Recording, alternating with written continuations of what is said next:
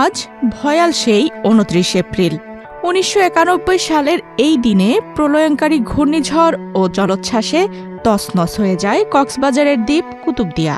মুহূর্তেই নিভে যায় ১,৪০,০০০ প্রাণের আলো। অসংখ্য পরিবার হারায় তাদের আপনজন, ভিটেমাটি আর স্বপ্ন।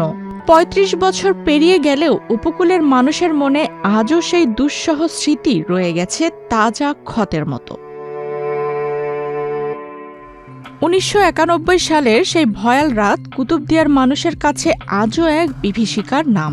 রাতের আধারে আচমকা আছড়ে পড়ে ঘণ্টায় প্রায় ২৪০ কিলোমিটার বেগের ঘূর্ণিঝড়। সঙ্গে ছিল প্রায় ২০ ফুট উচ্চতার জলোচ্ছ্বাস। মুহূর্তেই গ্রাস করে নেয় পুরো জনপদ। ঘুমন্ত মানুষ জেগে ওঠার আগেই হারিয়ে যায় প্রিয়জন, ভেসে যায় ঘরবাড়ি। কেউ হারিয়েছে সন্তান, কেউ বাবা মা, আবার কেউ হারিয়েছে পুরো পরিবার।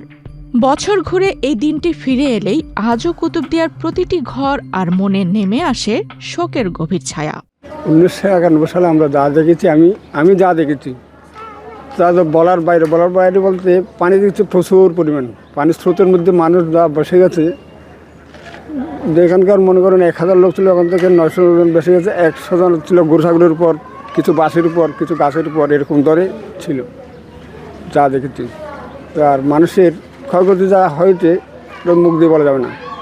এক এক গর্তের মধ্যে মনে করেন ১০ জন, ১২ জন, ১৩ জন, ১৪ জন, ১৫ জন পর্যন্ত খবর দেওয়া হয়েছে। Rupayan lake castle, welcome to the land of peace. বনেরটা ছিল, বনটা আর আমরা ২ ভাই বাঁচে আছি এখন, আর ৩ ভাই লেগে গেছে। তো আমরা ২ ভাই বাঁচিলাম ঘরে যে গরমা তুললাম মাঝে বসি আমরা চলে যাচ্ছি। তাহলে আমার বোনটা বাঁচে গেছিলে, ওই একটা গাছ পাইছিল, ওই গাছের মাঝে গাছটা ধরিয়ে আমার বোনটা বাঁচে আছিল। তাহলে এখন এরপর তো ওরা আমরা বাসি যার মাঝে ওই বন্যাটা নামি গেছে, পানিটা নামি গেছিল, পানিটা নামি গেছে, তাহলে আমরা বাঁচি গেছি। আর তো মনে করো এবার বলার মতো না, এতো পানি একসাথে সাথে আইতে দেরি আছে, মানে সাঁ করে বাড়ি গেছে, আমরা তো কোথায় যেতে পারছি না। গরবান তখন আর ৯১ বন্যা হয় না, আর বাই বরিয়ে নিজার গই আর গাছ ধরিয়ে নে, তখন সিবি ধরিয়ে আর বাঁচিয়েছি। তখন বাড়া যাতে গিয়ে গই এটা সাগরে হাসা দেহি জায়গা করে বিক্রি লাশ মায়ের বন্য দিও আঙুর উঁচত মরত শীতত, তারপর গুঁড়ো বাচ্চা তাচ্ছে বিক্রি লাশ ইন দেহি আর গুজরে হান্দি।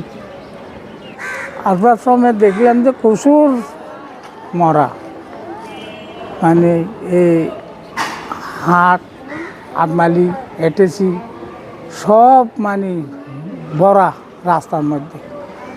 আমি আনলাম, তারপর আমার বাড়িতে, তারপরে আমার ভাইয়ের দুই ভাইয়ের 2টা ঘর, আমার নিজস্ব ঘর মানে ভাঙিয়ে সেট হয়ে গেছে। তারপরে গাছগাছালা, ওই ধান খের আমার বিড়ার মাঝে মানে ঠালা গেছে। কুতুবদিয়ার মানুষ হওয়া পড়া নগলেও ১ লক্ষ মানুষ মারা গিয়ে দরিয়া দিন কি হান বগুনি দরবার কিয়া তো চকুর পানি আনো আইয়ে কি বেঁ চকুর মাঝে চলিয়ে তো ফুট বাড়ি আছে চকুর তুন আর তো ফিনানো হসন আছিল বাতে যাতে আমি এক হর ফেড়াই লিয়ে মুসুরিয়ে ফিন্দিয়ে ফুজিয়ান থুয়াই দিয়ে আর পরিবার তো হসন আছিল থোয়া বেড় আসছিল। তারপরে বা তো মানুষের খবর পাইনি, তারপরে নিজের পঞ্চায়েত দিয়ে দেয়, বুঝে না। মানে আমার ঘরের পরিবারের আমার মা বাবা 3টা ভাই, আমার 2টা বোন, হ্যাঁ, তো এইগুলো সব মানে বাসিয়ে গেছে। দীর্ঘ ৩৫ বছর পেরিয়ে গেলেও কুতুবদিয়ার মানুষের কপালে জোটেনি একটি স্থায়ী বেড়িবাঁধ। মাঝে মধ্যে সংস্কার করা হলেও জোয়ারের পানির তোড়ে তা আবারও ভেঙে যায়। ফলে প্রতি বর্ষা মৌসুম এলেই নতুন করে আতঙ্কে দিন কাটাতে হয় উপকূলবাসীকে। আজকে ৩৬ বছর কুতুবদিয়ার বেড়িবাঁধ, উপকূলের মহেশখালীর দলগাডার বেড়িবাঁধ, এগুলো এখনও অরক্ষিত।